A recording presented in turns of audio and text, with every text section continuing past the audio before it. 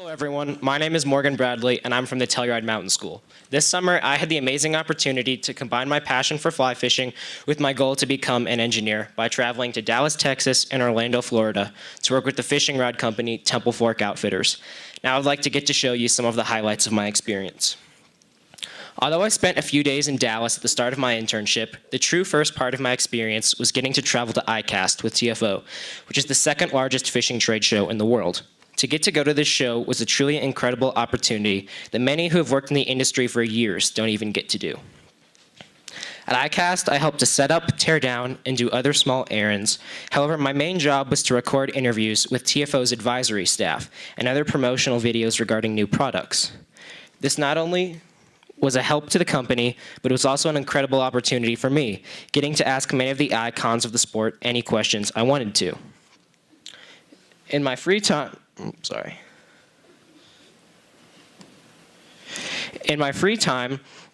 I got to browse the showroom floor along with 30,000 other fishing enthusiasts. I saw all of next year's products, said hi to old friends, and even found some fishing video games, as you can see here. ICAST truly was the opportunity of a lifetime. After ICAST, I went back to Texas and the real work started. My mentor, Collins Illick, is TFO's bass category director. So my primary project was actually related to the bass market. I more or less made a table that had every bass rod on the market and the key features of each rod. Things like the warranty, price, country of origin, components, brand, model name, etc. In total, the project took me about 3 days, much less time than I anticipated, and ended up being about 53 pages long. Because I accomplished this project so quickly, they actually struggled for me to find more things to do. My original intention of going into the internship was to have a focus in engineering and design. That's what I'm interested in.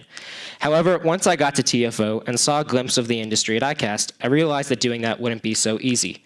The problem is this: many of these companies are extremely small, and they are not a large educational institution or a Fortune 500 company.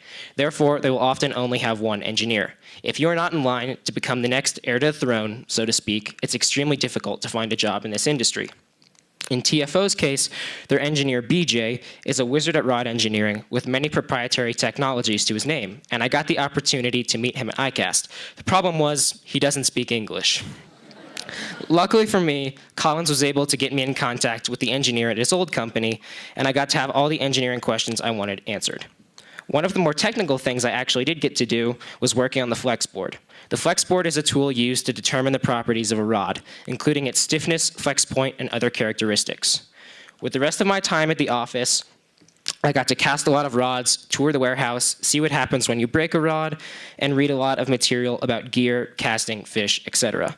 My favorite article was probably about how physics and calculus apply to fly casting. As I mentioned earlier in my presentation, my mentor Collins was not only my mentor, but also my host dad. He, along with his wife Katie, sons Dobie and Walter, daughter Susie, and dog Skipper, graciously invited me into their home. In the evenings, they would take me swimming or fishing, and they invited me to every family or friend gathering they had while I was in Texas.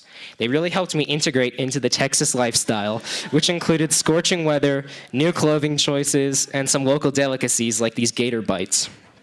One weekend, I got to go fishing with one of my coworkers and a visiting friend of his, whom I ended up fishing with just a couple of weeks ago in Oregon. Another day, Collins and I woke at 4 a.m. to go fishing for striped bass on Lake Texoma. The rest of my free time was spent at a local climbing gym or catching up on summer homework. The main surprise about my internship was actually the content of it. I knew that going into an internship in fishing wouldn't be nearly as intensive as those of many of the other kids standing up here tonight. To be honest with you, I did very little engineering on my internship. It was much more of an experience in business, as I created spreadsheets, talked to reps, and networked for future career opportunities.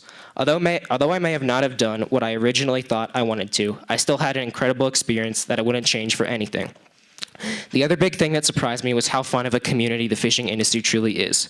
As I sat one night talking with Collins, he said this: "You should never get into the fishing industry." Shocked, I replied, "Why's that?" He said, "There's no money in it, you work incredibly long hours, and log thousands of miles on the road, among other things." "So why do you do it then?" I asked.